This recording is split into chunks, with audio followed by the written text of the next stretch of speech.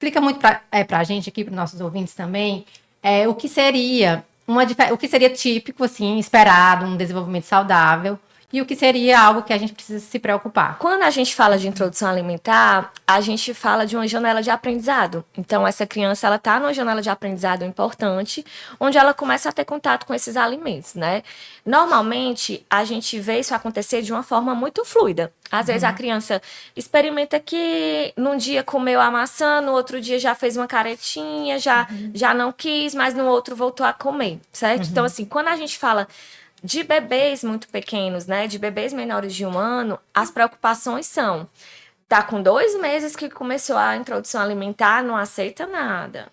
Ou nunca teve interesse nenhum em nenhum tipo de alimento. Você ia ofertando, mas era aquela criança muito passiva, que se tu não ofertasse, não come, consegue pular várias refeições, faz muito reflexo de protusão de língua, né? Então, são situações que a gente já começa um alerta nos menores de 1 ano, certo?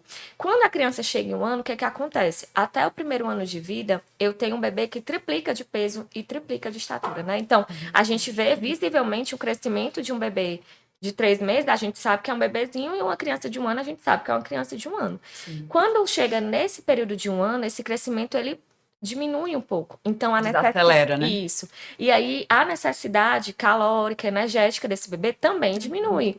Então, acontece muito de, naturalmente, o bebê precisar de uma menor ingestão, e aí ele começa a selecionar. Ele começa a ter autonomia e ele começa a selecionar esses alimentos.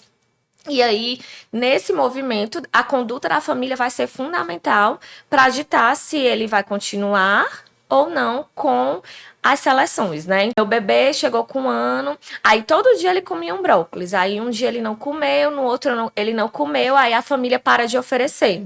Mas às vezes ele não comeu por preferência mesmo ali daquele momento. Tipo, eu não iria conseguir comer o prato todo, então eu vou selecionar aqui o que eu vou comer.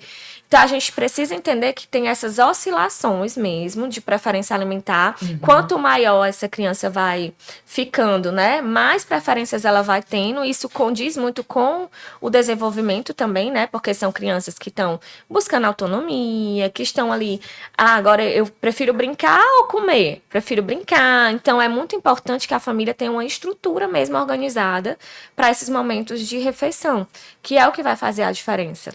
Porque isso coincide também com esse crescimento, né, esse desenvolvimento da criança nesse aumento do repertório de interesses, Sim. né?